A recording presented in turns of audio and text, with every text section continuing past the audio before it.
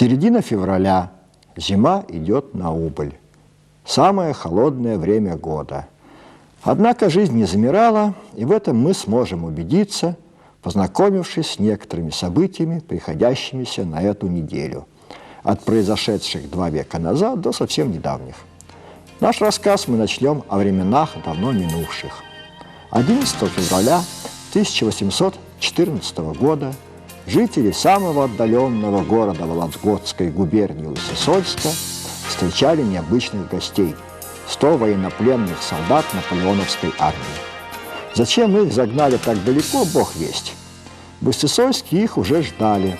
Городничий Самарин был заранее извещен о прибытии военнопленных. Он отрапортовал, что для означенной партии квартиры отведены быть имеют. Для французов были выстроены бараки недалеко от устья Сысолы. Заодно городничему пришлось озаботиться сбором теплой одежды и валенок.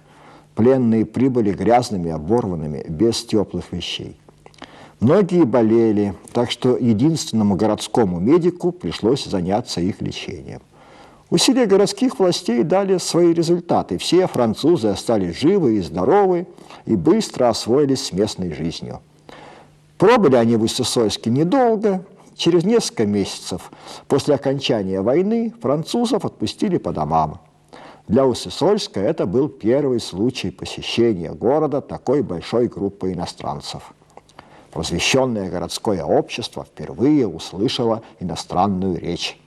Некоторые солдаты, а офицеров среди пленных не было, неожиданно для себя оказались в роли учителей, получив приглашение учить французскому языку детей городских чиновников. Наверное, не обошлось и без амурных похождений. Мне приходилось слышать, что по семейным преданиям среди предков некоторых сыктывкарцев есть бравые наполеоновские солдаты. А местечко, где жили французы, стало называться Парижем. Хотя, может быть, это и легенда. В документах название местечка Париж появляется только в конце XIX века. Однако и сегодня один из районов Сыктывкара именуется Парижем. Следующий сюжет тоже связан с прибытием в Коми-край большой группы иностранцев. Только относится он уже к нашему времени, периоду Второй мировой войны, и связан с польской трагедией. 10 февраля 1940 года началась первая депортация из Западной Украины и Западной Белоруссии, до войны входивших в состав польского государства. Тут надо сказать несколько слов о событиях более раннего времени. В сентябре 1939 года Германия начала агрессию против Польши. 17 сентября в Западную Украину и Западную Белоруссию были введены советские войска. В результате сговора Германии и СССР, закрепленного секретной частью советско-германского договора от 23 августа 1939 года, польское государство было ликвидировано. Западная Украина и Западная Белоруссия были включены в состав Советского Союза. НКВД незамедлительно начало чистку новых территорий от так называемых антисоветских элементов. В конце 1939 года советское руководство приняло решение о высылке в отдаленные районы СССР семей польских крестьян-осадников. Так называли переселенцев, получивших землю на Западной Украине и Западной Белоруссии после их присоединения к Польше в 1921 году. За февральской депортацией 1940 года последовали еще 3. Высылались разные группы, считавшиеся антисоветскими. В первую депортацию было направлено на спецпоселение 139, а всего более 300 тысяч человек. Коми-АССР как раз и стала одним из регионов, куда были принудительно выселены осадники. Их было более 10 тысяч человек. В третью депортацию к ним присоединились около 9 тысяч польских евреев-беженцев. А перед самой войной еще 1200 человек. Четвертая депортация. Итого 21 тысяча бывших польских граждан. Так их называли в документах того времени. Большинство из которых были направлены на лесозаготовки. Спецпоселенцы из Польши прожили в Коми-республике 4 тяжелейших года. Голод, тяжелая работа, очень плохие жилищно-бытовые условия, быстро делали свое дело. На Коми-земле появилось более 3000 польских могил. Многих поляков призвали в армию, кто-то сумел перебраться в другие области. Весной 1944 года по решению советского правительства оставшиеся 8000 были вывезены в южные районы СССР. 10 февраля 1972 года считается датой образования Сыктывкарского государственного университета. Идея создания университета в Сыктывкаре витала в воздухе еще в начале 70-х годов. В это время в Коми АССР бурно развивается промышленность, сельское хозяйство. Остро ощущается потребность в квалифицированных специалистах с фундаментальным образованием.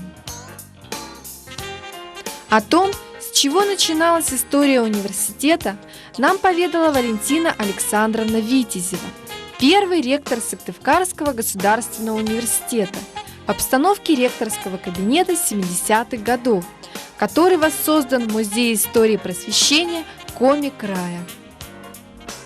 Группа ученых, в которой я принимала участие, подготовили обоснование создания университета. Ну а волею судеб мне пришлось принимать самое активное участие. И уже в 1972 году, а точнее, надо сказать, еще в 1971 году было постановление Центрального комитета партии, без которого ничего не могло быть. А уже в 1972 году, 10 февраля, было постановление, которое было посвящено структуре этого университета. 10 февраля 1972 года, когда вышел приказ об утверждении структуры Государственного университета, является официальной датой основания университета, а занятия начались, как обычно, с 1 сентября. Открытие Сыктывкарского государственного университета стало ярким событием в жизни не только нашей республики, но и всей страны. Из разных городов Советского Союза пришли поздравительные телеграммы. Специалисты ведущих вузов приехали в качестве преподавателей в молодой университет. Важно было подобрать хороший преподавательский состав. И я с радостью называю их фамилии. Они являются гордостью не только университета, но всей республики. Это Брач Борис Янович, который работал проректором 18 лет в нашем университете. Это доктор химических наук, посланец Ленинградского университета. Затем я должна назвать Савельеву Еленору Анатольевну, которая к нам пришла из Коми научного центра. Золотарев Василий Павлович, историк.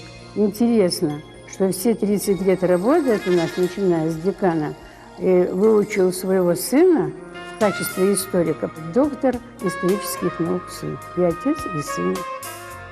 В архиве телекомпании «Коми Гор» сохранилась запись интервью с Валентиной Александровной Витязевой 1977 года, когда состоялся первый университетский выпуск. В этом году университет уже осуществил первый выпуск. Мы выпустили 330 молодых специалистов по 9 специальностям. 24 человека из них получили дипломы с отличием. 177 выпускников пошли работать в школы, техникумы и вузы республики. Около 100 человек, экономисты в основном, работают на промышленных предприятиях республики. Если в 1972 году в Сыктывкарском государственном университете было 350 студентов и 2 факультета – историко-филологический и естественных наук, то сейчас, спустя 31 год после открытия, на 13 факультетах университета учатся более 5000 студентов. Многие выпускники стали известными учеными, педагогами, политиками, деятелями культуры. Теперь еще об одном знаменательном событии из жизни нашей республики. 12 февраля 1921 года состоялся творческий дебют коми-театрального коллектива «Сыком Тевчук». На сцене Народного дома в Иссысольске был сыгран спектакль по пьесе Неверова «Бабы». В этот день стихийное театральное движение в Республике Коми приобрело систематический характер. А 2 годами раньше один из редакторов коми-газет Виктор Савин написал первую пьесу на коми-языке. Она была мелодрамой, в ней были любовь, убийство, раскаяние, и она была очень с большим энтузиазмом принята зрителями. Успех труппу самодеятельно настолько окрылил, что они решили сфотографироваться. И эта фотография осталась навечно в истории коми-театра. Через 2 года они решили оформиться официально и назвали свою группу «Сыкомтевчук». По коми «Сыктывкарса коми-театр Инворсис Чукар». Сыктывкарская коми-театральная труппа. Они поставили своей целью знакомить коми-зырян с новым для него видом драматического искусства.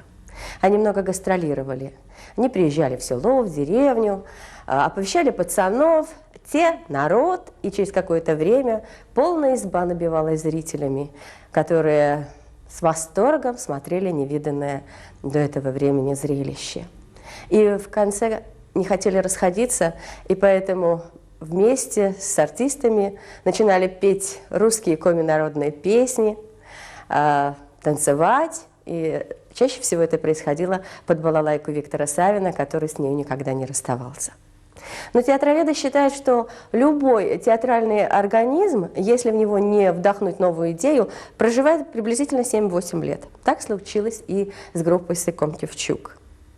Там, где они появлялись, сразу начинали организовываться самодеятельные кружки, и по своему художественному уровню они ничем не отличались от игры группы «Сыкомтевчук». Поэтому нужен был уже другой театр, профессиональный театр. И вот в 1930 году в столицу Коми приезжают 2 специалиста из Москвы, из Дома народного творчества Берсенев и Голицын. К сожалению, их фотографии не сохранилось. Проводят здесь месячные курсы с желающими и прошедшими отбор, и организуют коми-инструктивно-передвижной показательный театр. Это был уже профессиональный театр коми.